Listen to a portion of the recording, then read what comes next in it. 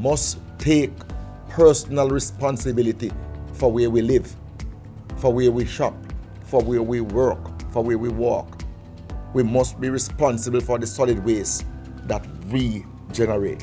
A recurring call to action, especially at this time of year, when more solid waste is being generated. Let us work towards a clean environment through actions such as recycling, containerizing, and composting. You will be amazed at the difference in our surroundings. Let us do the right thing. Bag it or bin it, and we will collect it.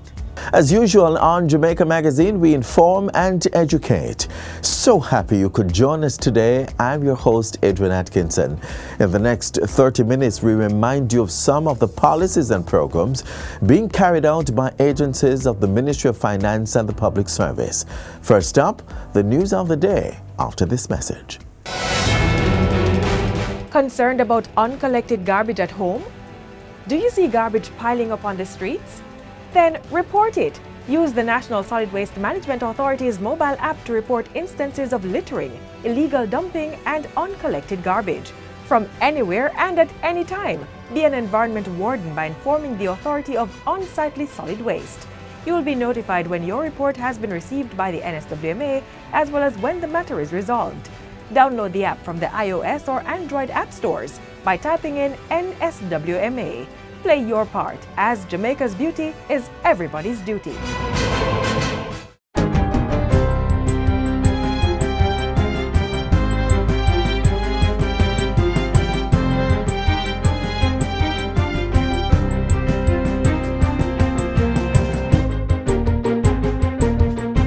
Good day, I'm Stephen McHugh, and this is your JIS News for Thursday, December 8, 2022. The Ministry of Finance has taken steps to commence implementation of the new public sector compensation system this month with the payment of arrears and new rates to some groups. Portfolio Minister Dr. Nigel Clarke tabled a second supplementary estimates for the current fiscal year in the House of Representatives on Tuesday. It will primarily address the allocation of funds for the compensation system to the relevant ministries, departments, and agencies of government. The second supplementary estimates transfers $30.4 billion from the contingencies activity of Head 20,000 to the various ministries, departments, and agencies. We are seeking to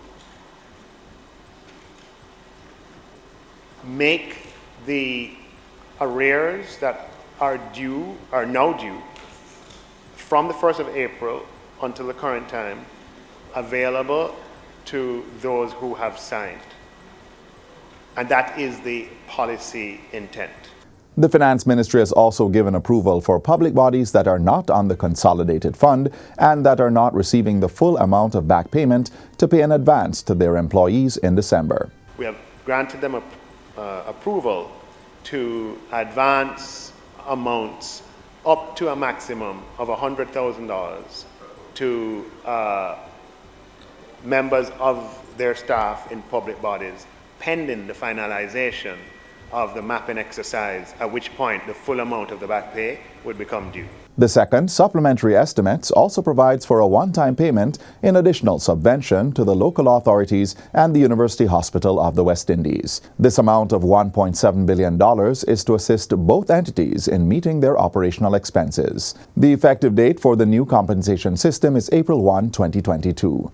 Agreement has so far been reached with 17 unions and staff associations, and government is proceeding to the implementation phase of the process. As not all groups have settled, Minister Clarke says a third supplementary estimates will be necessary to complete the allocation of resources. Jamaicans looking to go into the essential oil business can now access manufacturing space at the Jamaica Business Development Corporation JBDC Production Incubator. The 2,400 square foot essential oil incubator located off Marcus Garvey Drive in Kingston was officially opened recently. It houses equipment and washing facilities to process raw materials and extract the oil manually or electronically. Entrepreneurs will also have access to a small laboratory that will allow for standard testing of essential oils produced in the space. So what is happening here today is a big deal for the small farmers, the housewives, all those persons with ideas. Chief Executive Officer of the JBDC, Valerie Vera, lauded the government for approving the $15 million budget to set up the incubator. I just want to say that this is a catalyst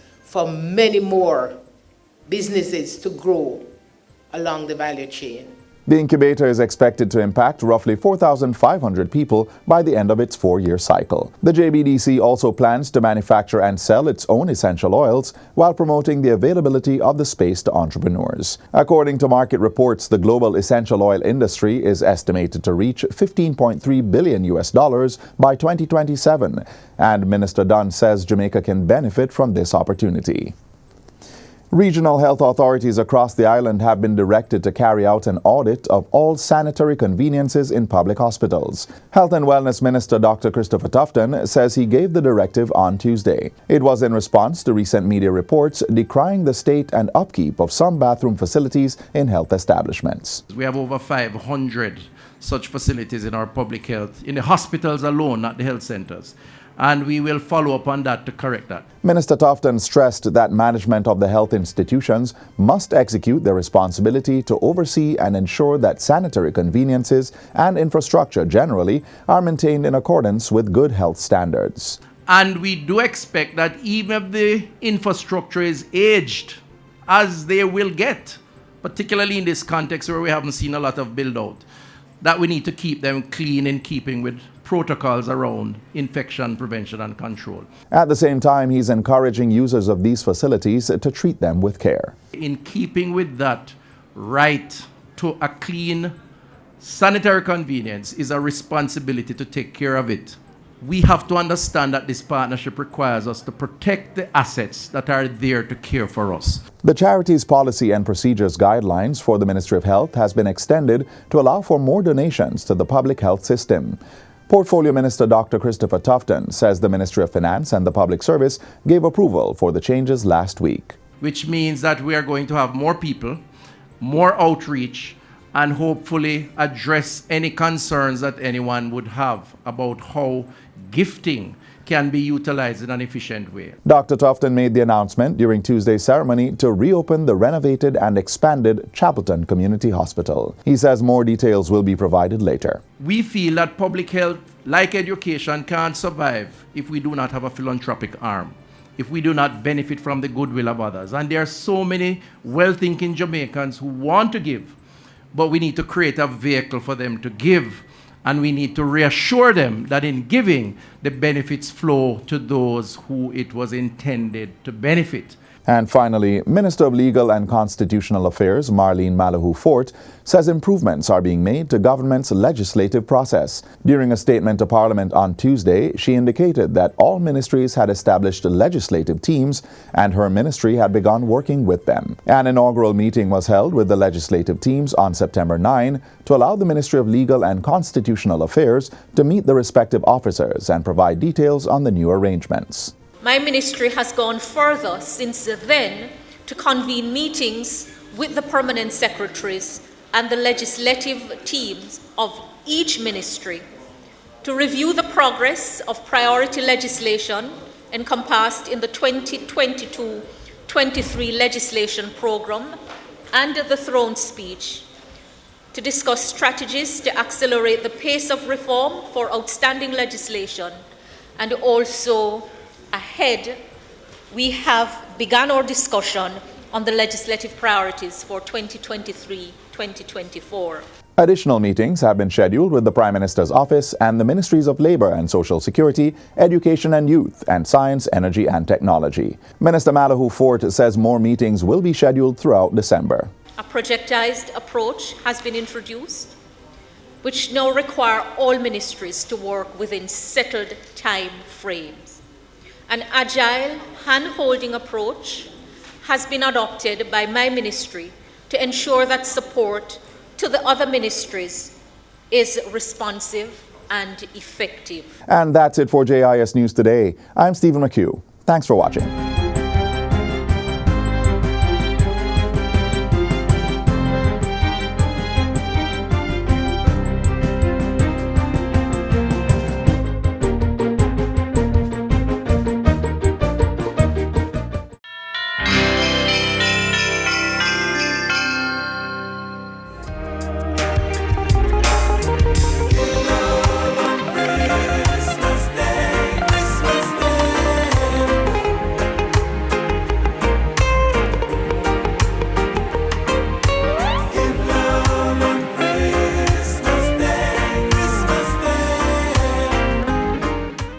Season 4 of Finance Matters has come to an end, and today we recap important points from conversations with all our guests over the past 9 weeks.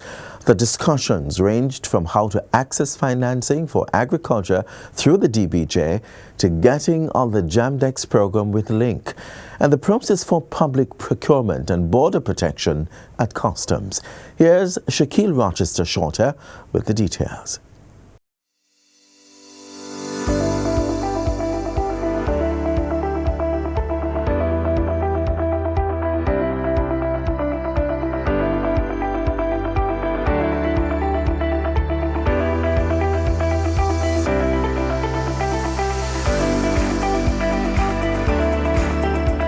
Exciting times are ahead, and Finance Matters was here to give you all the details.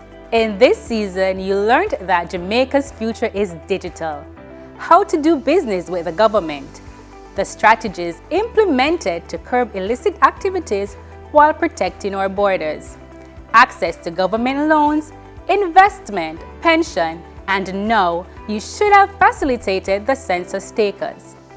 In case you missed all this, don't worry, we have the recap for you. Hi, I'm Shaquille Rochester Shorter, and welcome to the season finale of Finance Matters.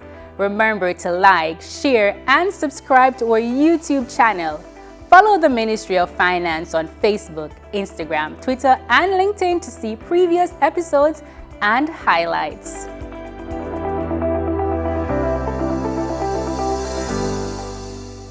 The future of Jamaica is digital with Link, Jamaica's first digital wallet. Link is secured with a biometric onboarding process, which means that the software uses either your face or fingerprint that is supported by a PIN. With Link, you can cash in and cash out your money. Here's how. Finally, anybody with a Link account can go into an ABM. You don't have a bank account, you don't need a bank account. And you can add or withdraw money from your Link account just using your phone. So no card necessary, you just use your phone.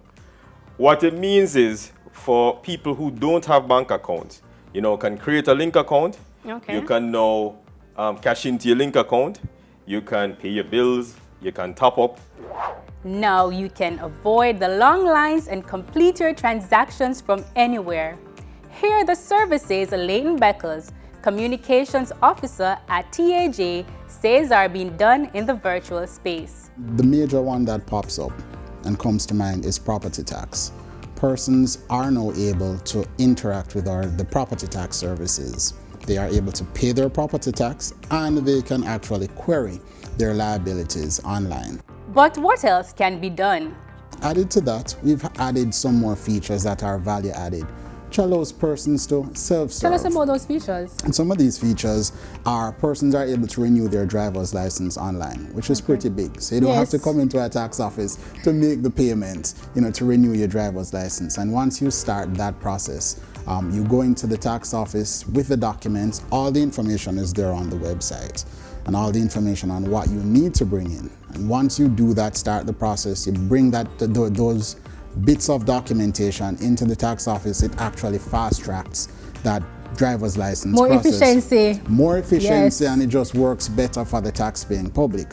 Added to that, persons are able to pay their traffic ticket fines. So if you happen to be in the unfortunate situation where you've been fined and you need to pay a traffic ticket, you don't necessarily have to go into a tax office. I don't have a ticket right now, but I know people that this information will be useful too. And it's important. And soon, you will be able to register your motor vehicle and pay for your police record online.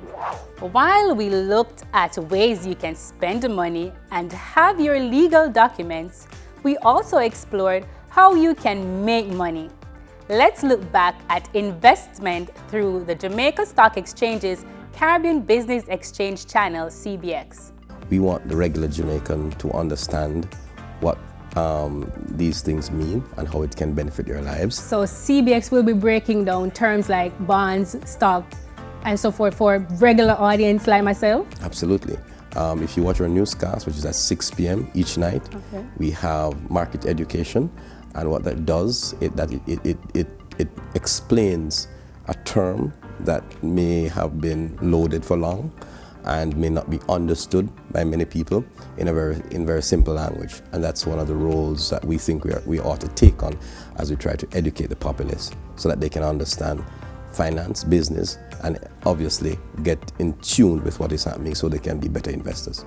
Here's a lineup of the programs being offered. Every morning at 9 o'clock, Let's Talk Stocks, a centerpiece of our programming because that's what we are about. That's what the stock exchange is all about.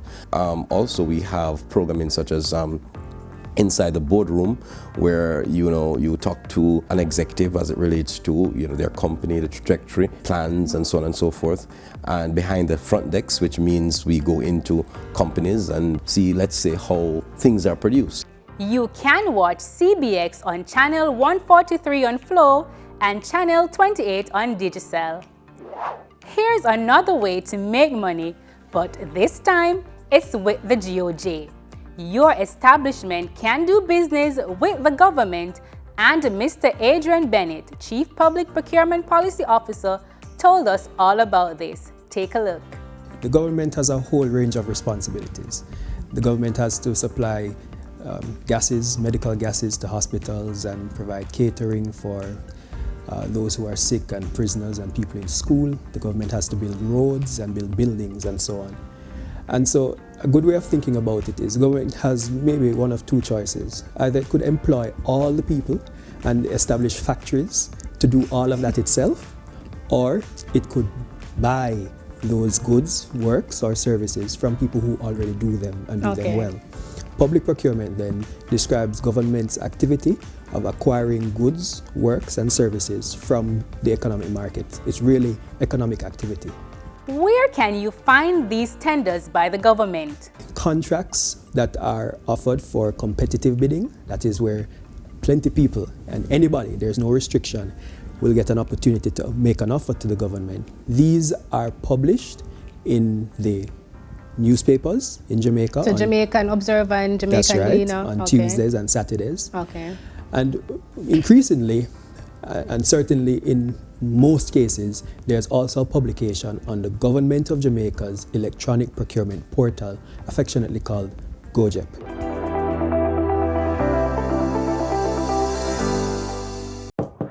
It's me, Opportunity, knocking for the public sector employees. I want you to open the door to your future, the future where you get the Marcus Garvey Public Sector Graduate Scholarship. Open the door to your future by visiting this website, mof.gov.jn/scholarships. This is your opportunity to get your postgraduate degree from some of the world's most prestigious universities. Be the best version of you. That's what we want for all our public sector employees. The government of Jamaica is future focused.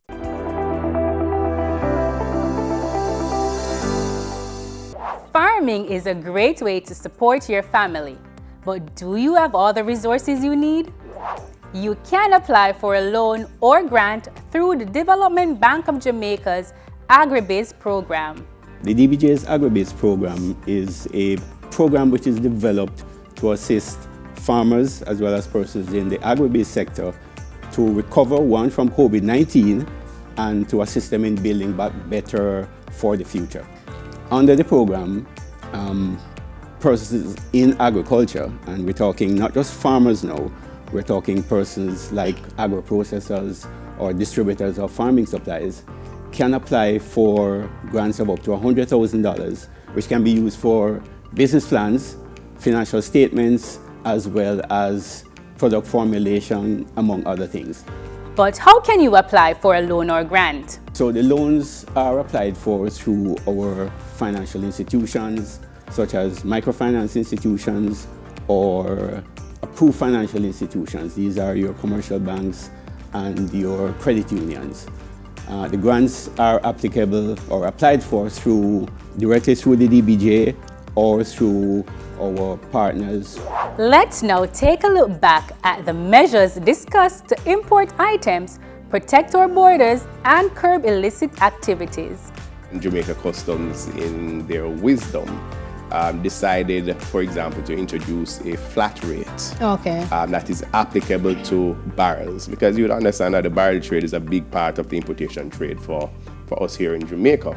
And so if you are importing a barrel with, let's say, regular grocery items, a few items of clothing, and other small household and personal effects, then the general duty rate that is applied to that will be 6,500 plus an applicable customs processing administrative fee. So what should Jamaicans bear in mind when they're importing goods? Well, one of the things we want to say to Jamaicans, there's no need to fear customs, right? Because a lot of persons have fear of customs. There's a fear of paying taxes, there's a fear of the interaction. But your best friend when you're importing is information, right? So, for example, if you're going to be importing something, you want to find out beforehand, do I need a license? Do I need a permit, right? And if I need a license or a permit, one of the things you have to be sure is to get the license and permit before the item arrive in Jamaica. Okay. Because if you don't do that, then you'll see a side of customs that you don't like, which is the enforcement side, which is levying fines for breach of the regulations relating to importing items without licenses and permits. And then in addition to that, you want to find out what are the applicable customs duty rate. We spoke about customs duties already. What are those rates? Go onto the website and find out if I'm shipping or importing clothing, what is the duty rate. But how is the Jamaica Customs Agency protecting our borders? One of the things that Jamaica Customs has done over the last few years is that we have established in partnership with the JCF marine bases around the island to help us in that maritime surveillance of our unofficial ports. But when it comes to the official ports, one of the things that we place a great emphasis on is the use of risk assessment. So we have systems in place at Jamaica Customs where we're gathering information through intelligence and through our automated system for customs data. And then we are running those information, and we're developing risk criteria, we're developing profile, and we're setting those profile in our system so that the persons who are importing or the businesses, the majority of which are compliant, will get an easier way through the system, and we can focus on those who are not so compliant. While we're on the topic of border protection, the Financial Investigations Division, FID, has also been making strides in clamping down on illegal activities such as scamming and money laundering. FID doesn't tackle any financial crime, especially one as important and as international and far-reaching as lottery scamming, on our own. We have partners locally and abroad, the JCF, MOCA, DEA in the US, the US Postal Services. We link with them on a regular basis to investigate and prosecute lottery scamming activities. The FID is objective in its operation and is not partial to any organization in the public and private sector. A big win is seeing proceeds of criminal activity flowing from a parish council, upwards of 250 million. Interesting. Yes. We participated in the investigation, prosecution, and recovery process in that regard, and we are looking towards recovering up to about $250 million of government funds that were misappropriated. Wow. The Statistical Institute of Jamaica is currently undertaking the country's population and housing census. That means thousands of census takers are littered across the island collecting data. Mrs. Georgia Garvey-Green of Staten told us about the importance of the census. The census questionnaire was developed in partnership or consultation with our other key stakeholders. So these are like government agencies, researchers, academia, and also the faith-based community. So the census is really an expensive and extensive data collection exercise. And what we want to do is to ensure that as many data users have an opportunity to have their question on the census questionnaire. So this takes me to the fact that each question on the questionnaire is asked for a specific reason. There are some questions that persons may think are intrusive. However, it is asked for a certain purpose. What we ask of our householders is that if they find a question that they deem to be intrusive, they can not state or refuse to answer that question or ask not to answer that question and move on to the other question. Okay. At the end of the day, what is important to us at Statin is to collect the data, analyze the data, and ensure that data are available. Our pensioners count and are very important to us. So we have been making it easier for them to submit their life certificates through a mobile life certificate collection drive. But do you know the difference between the government and the NIS pension scheme? Well, the government pension scheme, government pension overall, is paid to persons who are employed or former employees of central government. Okay. Now, the NIS pension scheme, once you are employed, whether privately or publicly, once you contribute to the NIS, you are entitled to a pension after a particular period of years. So one is central government, budgeted funded persons who are paid and are retired. The other, it doesn't have to be employed to government. You can be in the private sector and contribute to your pension scheme, okay. NIS, and therefore you're still entitled to an NIS pension. Thank you for joining us on Season 4 of Finance Matters. Remember to follow us on social media at MOF Jamaica, and please visit our website at mof.gov.jm. Stay tuned for next season, where we will continue to demystify the economic and fiscal policies and initiatives implemented by the government to empower Jamaicans as we chart a path to Jamaica's economic prosperity. Keep we island clean, so clean. From the peaks to the beach, so clean. No dirty up Jamaica, please don't do it. Keep we island clean, so clean. From the peaks to the beach, so clean. No dirty up Jamaica, please don't do it. No dash no paper, no dash no plastic. Dispose your garbage responsibly. No know how to recycle, learn it quick. And if you drop it, better pick up every piece of it. Plastics last forever, don't forget the bits. Cause when them touch the street, them end up in the sea. Collect pan the reef where they fish them feed. And when you want seafood, I eat your Keep eat. we island clean, so clean. From the peaks to the beach, so clean. No dirty up Jamaica, please don't do it. No dirty up Jamaica, no dirty up Jamaica, no dirty up Jamaica, no dirty up Jamaica.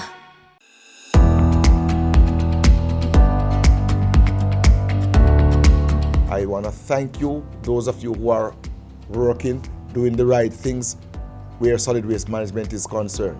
Thank you. Keep going. Those of you who know that you are not really doing the right thing, start doing the right thing, because Jamaica's beauty is our collective duty.